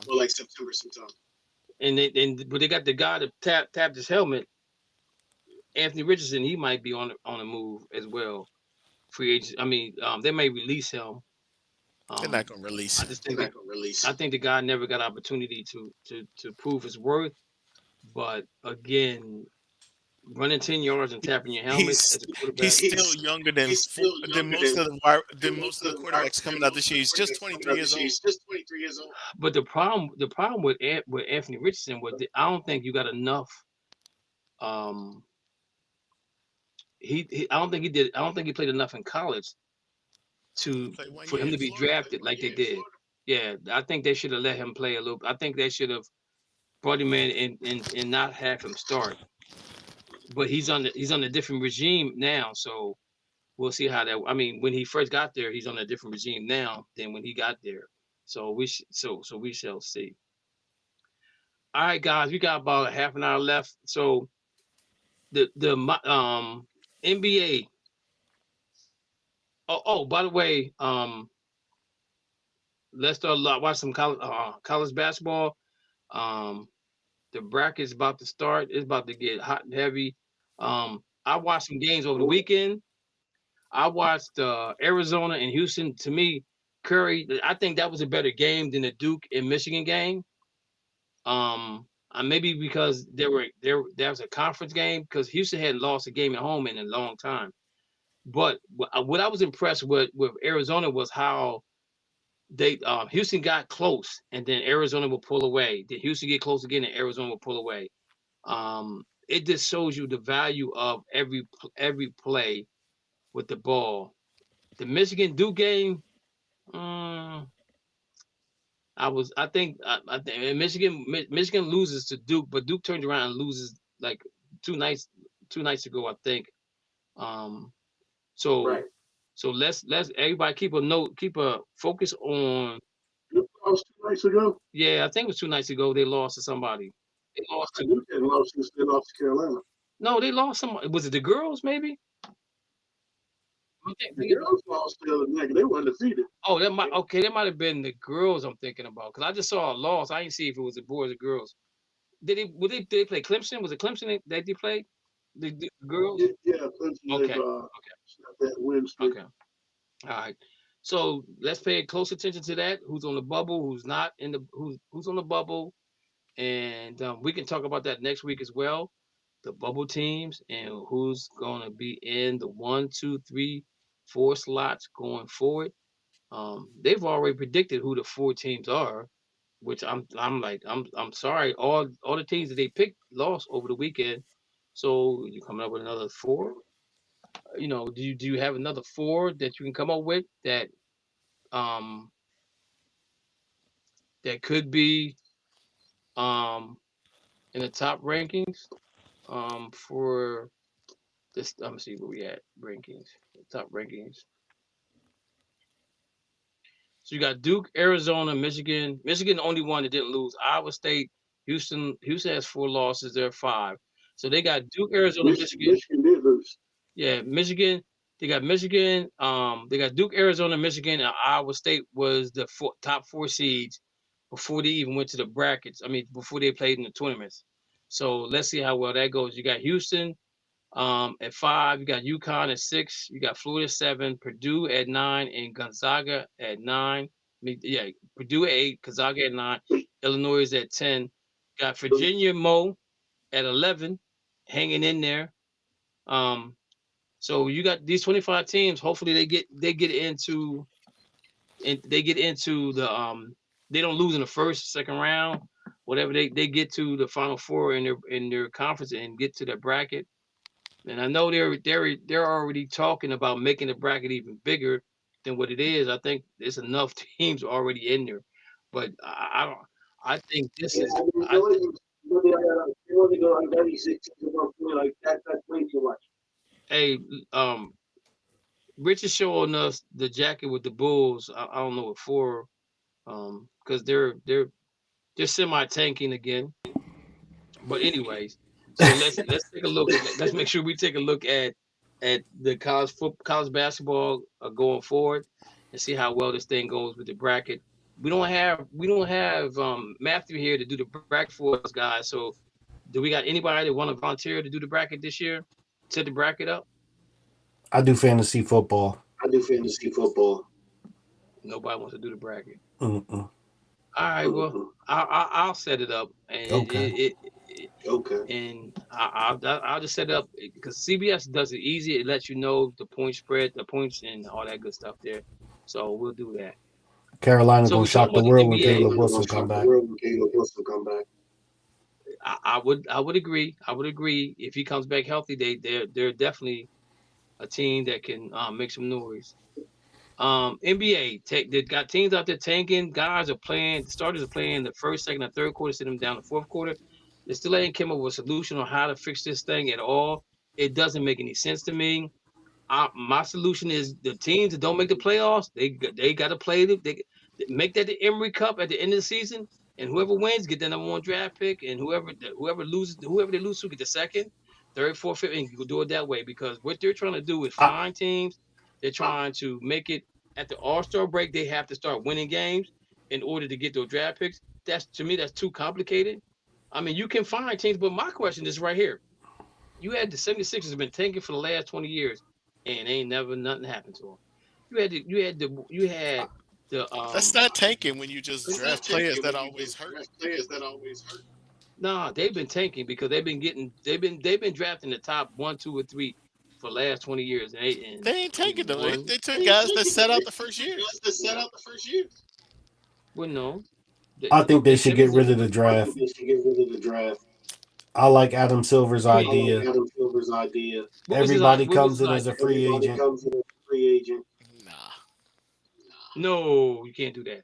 Yes, you can. The salary cap don't change. You know why me and Kev said if you come in, nobody want to go to Boston. Well, so let me ask you a question. You come as a free agent, you're going to go to a team that wants to win, that's winning right now. Maybe. You're not going to go to a team that's losing. Not necessarily. That's what I'm saying. I get his point. That some guys will actually decide because some teams will just get full and they won't have spots. Like LA is gonna be full. Because everybody want to play in LA, and I don't blame them, especially because of the tax out there. Especially in Texas, they gonna get full. Boston, because of that, Miami's gonna get full because young guys gonna want to play in the place where the girls are. But my whole thing is right here. I'm not, if I'm a free agent, I'm not going somewhere that the games don't come easy to me. If I gotta work hard to get to what I need to get to, I'm not. Yeah, but you still got to make the team. My thing is this: you can't complain about tanking and then come up with a solution to just get rid of the draft, and then you can't tank. There ain't no tanking because it's free agents now. It's not just somebody that falls to you that you just happen to be able to pick up. Like now, you can go after who you want. It is legit an auction out here. The best facilities. I mean, everything's gonna matter. So I'm gonna tell you why that's not gonna work, because like if everybody would want to go to Miami go to LA or Dallas or Florida because of the tax issue. Now they have a salary cap set in that you got the first apron, second apron, third apron. So are you gonna pay that apron price for a team that's not gonna make the playoffs? No, you're not. You're not gonna do that. Then you don't play. Then you don't play. Like that's the whole thing. Like because you want to go to OKC and you think you're the best fit and the best player, you know, but you don't get picked or you get out there and they don't want you. And so, you know, you still gonna go after what you need. Not the best player available all the time. You still have needs. I don't need this number one guy because I got two number one guys on my team. So now I just need this guy because he rebounds. He's blocking shots. He's playing defense. He's doing all the other stuff that we ain't doing. Okay, so let me say this. I think 90% of it is that teams draft, the teams that have been drafting 1 through 10, they draft for the future, not for now, which has been the problem with a lot of teams. Right. Utah have been drafting to build a team to get, I'm gonna say this, to get somebody there they really want to get there, because what they're gonna do is ship off some pieces and maybe some draft picks to get the person they want or persons they want, right, to make their team better. Because again, nobody's going to Utah. Utah is not a free agent destiny for nobody, so you're gonna have to be traded there and understand the lifestyle of living in Utah, right? But I give you an example for the Boston Celtics. Boston Celtics has never been a free agent destiny for nobody. Al Horford has been the highest draft pick that Boston's gotten that I can think of as a kid. I've been watching since 1972, right? But they trade well, right? And they draft well, right? But the thing about it is that when you go to Boston and you go there and play on that team, it makes you want to play. It makes you want to win. KG said, "I wish I'd have came here sooner," right? So the fans are the ones I kind of think that runs the league as far as the hype part of it, right? Because if you think about it, why nobody wants to go to Miami now? Ain't nobody running to Miami. See, okay, I think you're missing one important aspect of all of this. Okay. Is that not everybody's going to want to go to Miami. Not everybody's going to want to go to Boston. But there are going to be those players that, although they might not want to be in Boston or Miami, that's where they got to go because all the other teams have signed other players.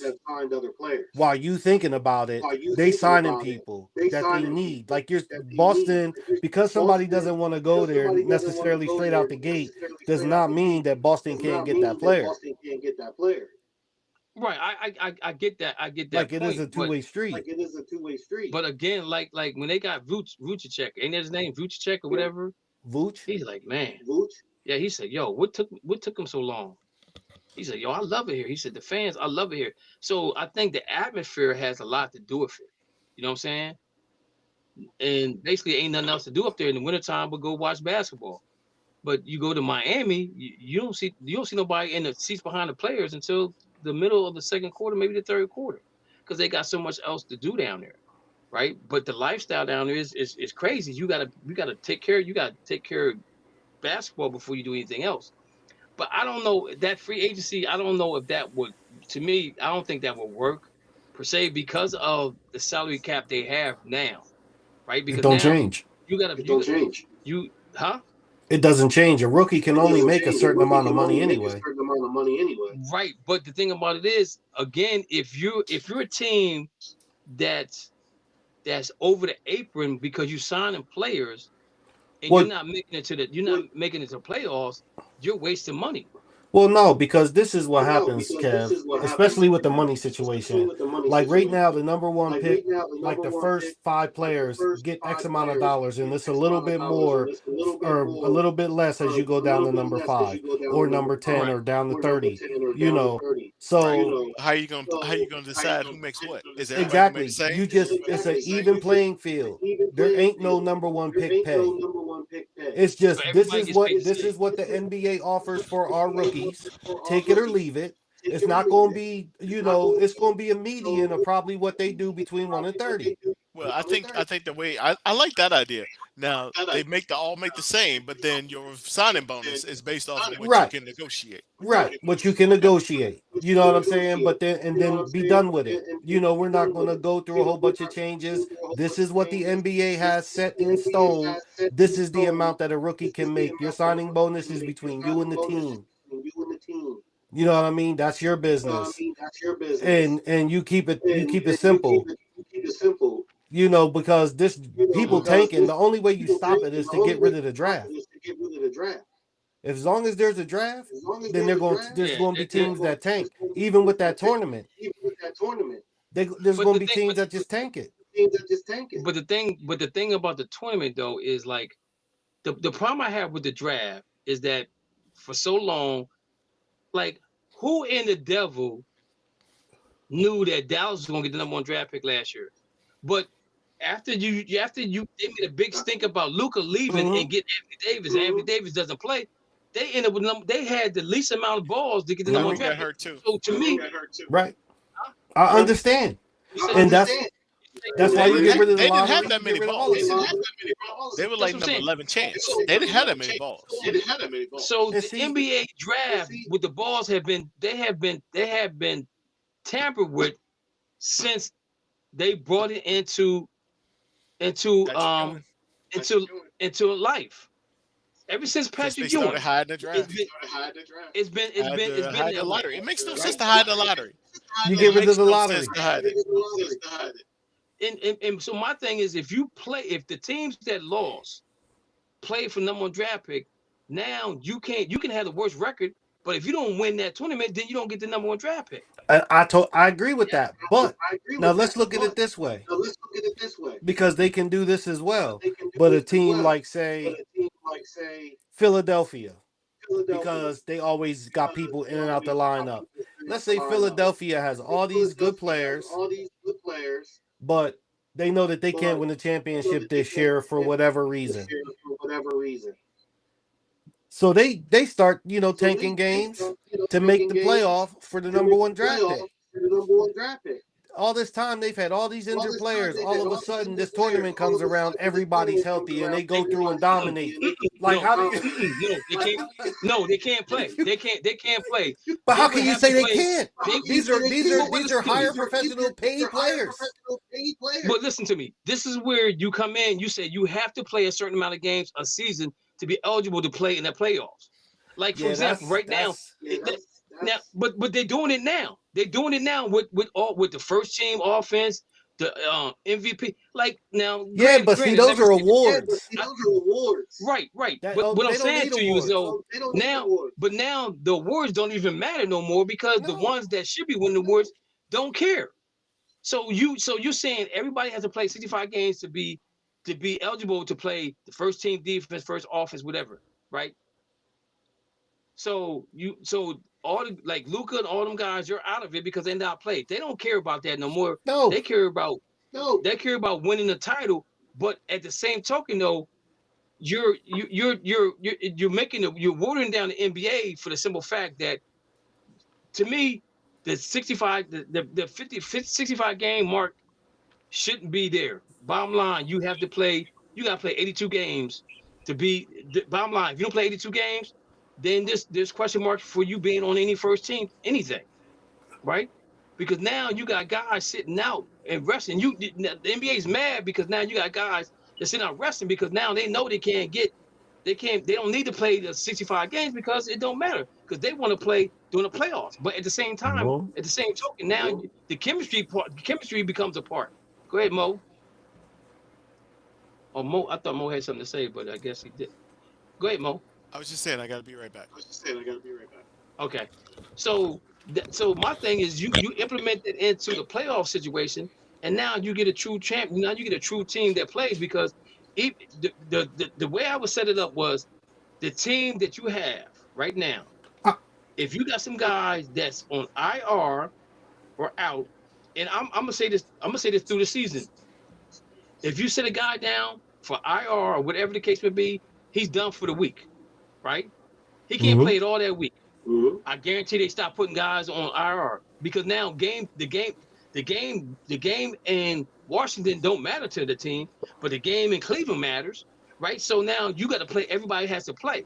That's the problem with it is right there is that they're Yeah, but allowing them to let these guys rest, and they shouldn't be letting them rest because like like like for example, Utah Jazz they play their starting team first quarter, second quarter, third quarter, and they sit them down the fourth quarter and lose the game. What kind of mess is that?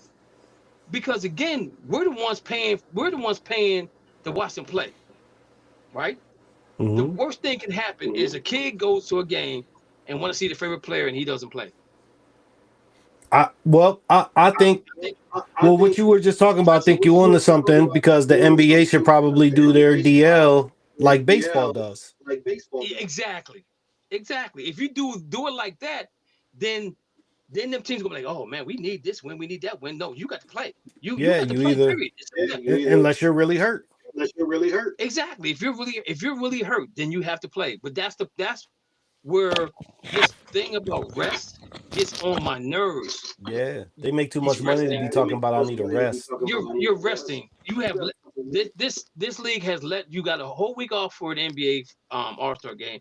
You play less back-to-back games, right? You travel in a private jet. You probably got a lounge chair or a bunk bed or whatever you got in there to relax yourself.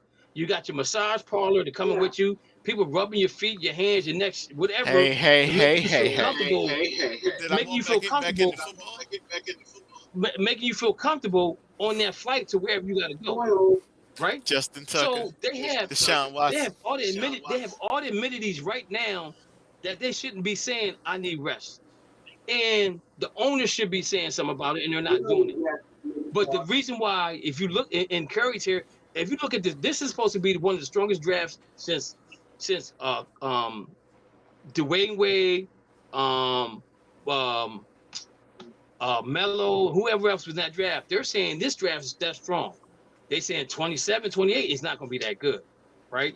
So that everybody's trying to put this up in a situation to get one of these players. But at the same token, though, do you sacrifice the player you have that's already good on your team for a player you don't know for the same position? That's what, and I think you look at Sacramento was exactly like that, right? And when they got rid of DeAndre Fox, I'm like, yo, what are you doing?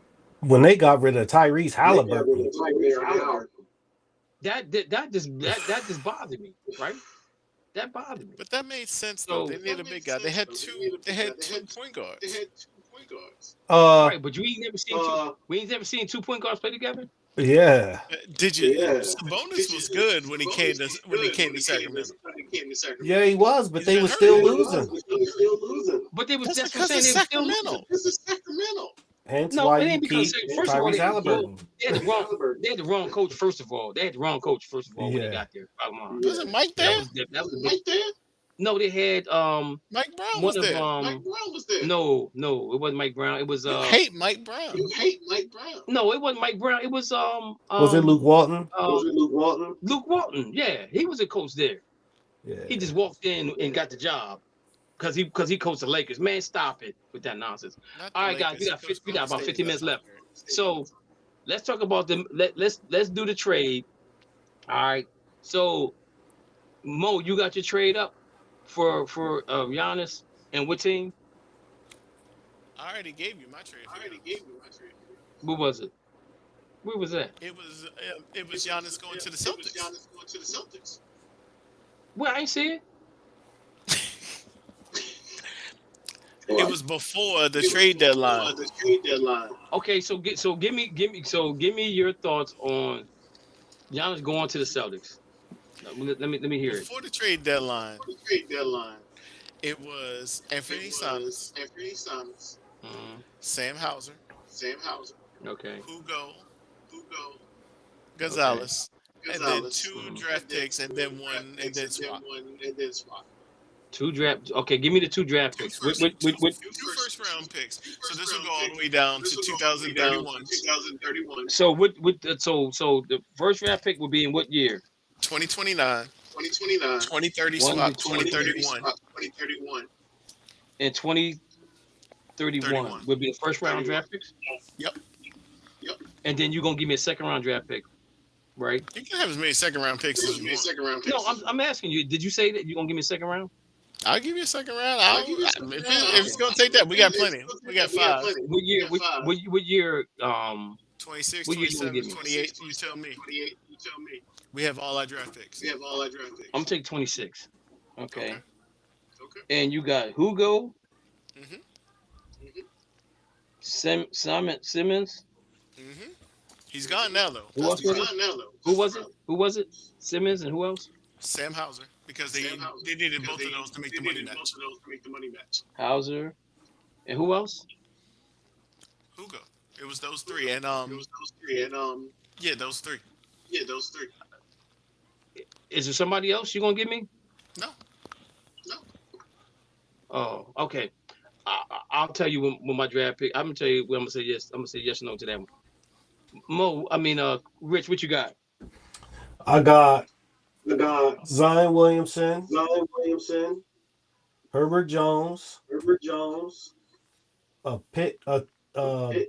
first round pick in next year's draft, and another one in 29, and they swap seconds for Giannis. What's the seconds for? What year? Swap, they can swap them in 28.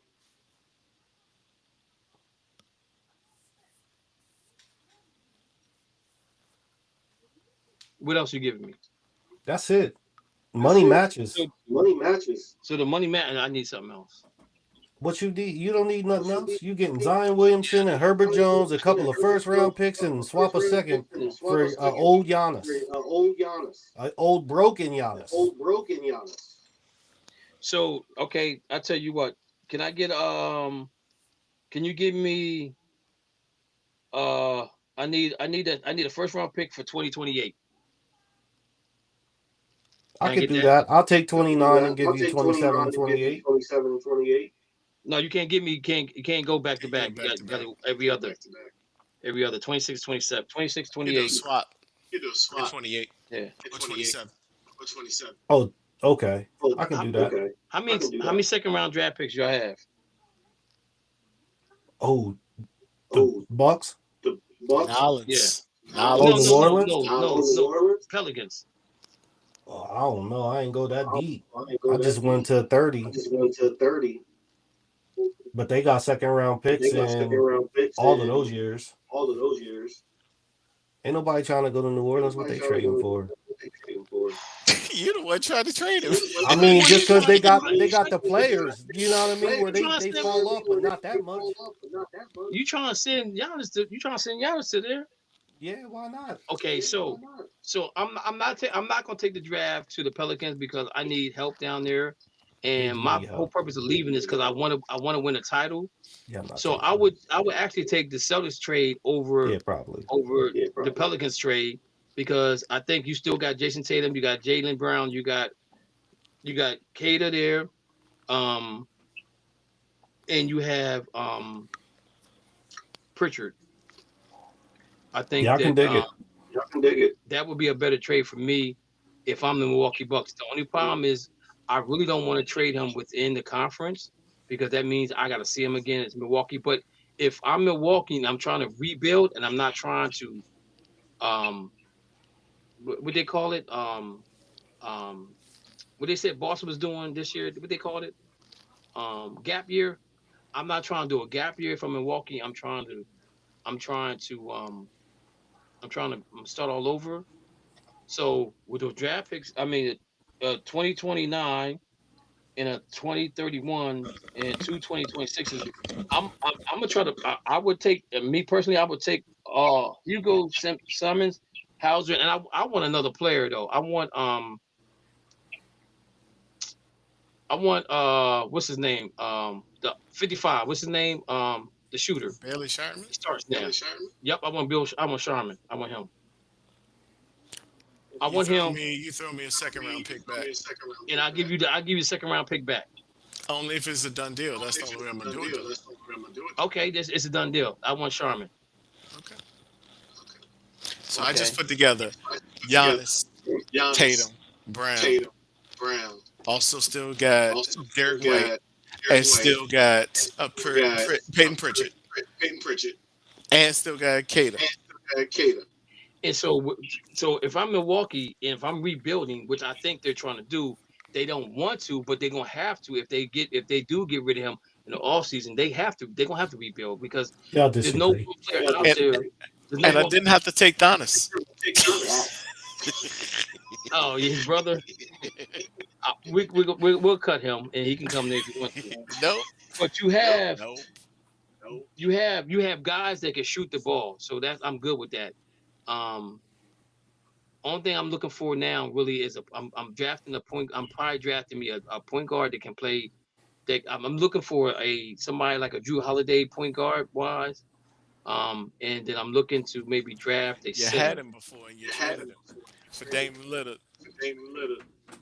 Yeah. So he plays zero defense. That was pretty. That was terrible. That we got Drew and we won a championship. Yeah, that's pretty good though, because I'm not gonna give you away, even though I really don't want to send him to the East, keep him in the East. But if I'm rebuilding, it don't really matter at this point in time because I'm rebuilding. I'm not gonna try to tank. But I'm gonna try to play to get some more draft pick and maybe flip some draft picks.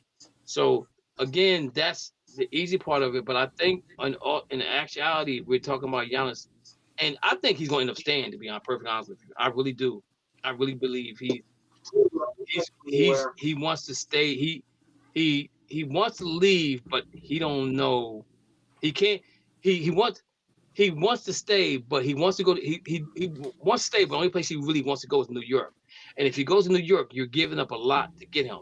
So if New York can find a way to replace the players that they want to give to Milwaukee, then they're fine. But the thing about it is I think the whole situation with Giannis is you're going to have to probably pull in a third team to make everything work out for him. You know what I'm saying? He could go to Brooklyn. No, he wants to go to the Knicks. He wants the Knicks. That's where he wants to go to. They can make that work. But let me ask you guys a question though. Do you think that if he goes to the Knicks, do you think that hurts Brunson? Because Giannis wants the ball in his hands a lot. I know New York's not gonna do it, but I trade Brunson. That's what I was about to say. Brunson would be in the trade. Okay. Knicks fans would be mad. But they'd be so much better. And Milwaukee doesn't, and New York doesn't have to give up so much for that. Nah, because Brunson and Towns will probably be the two key pieces of leaving to go to Milwaukee. I'm keeping Towns. They got Miles Turner. They got who? Miles Turner last year from Indy. They got a center. No, he ain't the center that I need on my team. He should have never left Indiana. That was just that might be the center for us next year from Boston. Who? Miles Turner. Unless is he gonna take less money? He doesn't need to. We got the exception for the trade that we traded for Simons. We took back into another things. No, Simon's coming back. They don't want him back. Yeah, we got enough wings. They do want him back. We need a starting center. And Porzingis ain't it. No, it's not. I wouldn't be surprised if not Turner, but the kid Williams. I wouldn't be surprised if Williams ended up coming back to Boston. Robert Williams. Yeah, Mr. I can't make it through a season. They're looking at in the draft. They're not picking up any centers. They're picking up like a forward and a guard for the draft pick. We need a point guard. We need a backup point guard. I really like Barton. Bringing back Barton. Bringing back who? The little old Barton. The guy, the 14th drive, the 14th spot now on the team. Well, no, they got one, and they got one in G League, I think. Yeah, but I'm saying, yeah, we got Sugar at G League. But what I'm saying is they put Barton in for the 14th spot. Oh, okay, yeah, because they had to have 14 players. Yeah. So, all right, guys, that's pretty good draft right there. I got what I wanted, so I'm good. So, if Milwaukee, if Giannis goes there and he gets a calf injury or he tears his Achilles, they ain't my worry no more.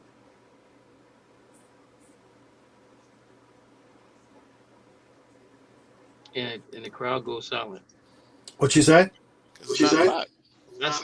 I said if he tears his Achilles or he has a calf injury and can't play, that's not my problem anymore. That's the Boston Celtics problem, because I think that's the biggest issue that going forward is, can he stay healthy?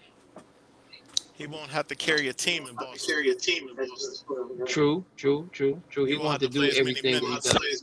He won't have to do what he does. But again, Achilles is Achilles, and I think he's on his way to that. When you have calf issues, that's the next thing if you're not taking care of yourself. So, all right, guys, that's two. We're at our 2 hour mark in 34 seconds. I appreciate everybody coming in. Make sure y'all guys. So next week we're looking at college basketball. The tournament's going on. It's going to be hot and heavy. Yeah. Got my pencil. And remember your Black History moment. Black History moment. Trump gonna say no. He gonna cut us off. Hey Curry, since you brought it up, if you want to have the trivia Black History moment, we can do you last next week. Are you okay with that? I'm good with that. Okay, great. All right, Dana, hopefully we'll see you here next week, man. We'll keep your dad in prayer. Jesse Jackson family in prayer. Juanita Lewis family in prayer. Just keep everybody in prayer. And we'll see you guys next week, same time. I won't be here next week. Where you going, man? Well, my job usually is Monday through Friday. I don't work weekends. But today I took off so I could be on the show because I just felt like I haven't been on in a while, and so I took off today. You need to express yourself. No, I just got this job because I figured I bought an expensive. Well, not even. It wasn't expensive to buy. Here it is. There it is. That's why he almost knocked that white dude out. Yeah. I got an estimate for it for the little mark that he put on the car, and they said $5,000. So at that moment, that very moment, I said I need a part-time job just so I can pay for my car. So people out here watching, we need somebody to sponsor us so we can go straight at Trump. Yeah. I'm working on it, guys. What's your deductible? 500. Oh, okay. Mine's is 100, so it don't really matter. Yeah, I got vanishing deductible, so I can. It's 500 right now. I can cash out them $100. All right, guys, man. Appreciate y'all being online with me again. Live feed. I thank you guys for hanging out with us, man. And again, number is 512-543-4662. Call us in. Let's talk about it. We got some hot topics coming up next week. Oh, I didn't get a chance to talk about Flores. His court hearing's coming up soon, and I think that might have been why he didn't get a job. A head coaching job coming up right now. Yeah, they got a job. They would have been over. Yeah. All right, guys. Appreciate you. Absolutely.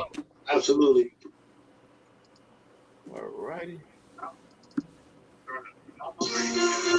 Thank you for listening to the Just Us Sports Talk Show. You have been entertained in the sports world by K Dinks from Harrisburg, Pennsylvania, the small city with a large heart. Dana the Hater Clark from St. Petersburg, Florida, and Murray E. Baskerville from Gotta Be More Careful, Baltimore, Maryland. Remember, we throw stones and we do live in glass houses. Big time players make big time plays and big time games. Stay ready to be ready. You have been listening to an In the Zone Sports Talk Radio production. Remember, you can hear us again on star107fm.com on Saturdays from 11 a.m. to 1 p.m. Eastern Standard Time. Be sure to download the Try 99 TV app on any smart device and subscribe to In the Zone Sports Talk Television. The cost is $4.95. Thank you in advance for your support.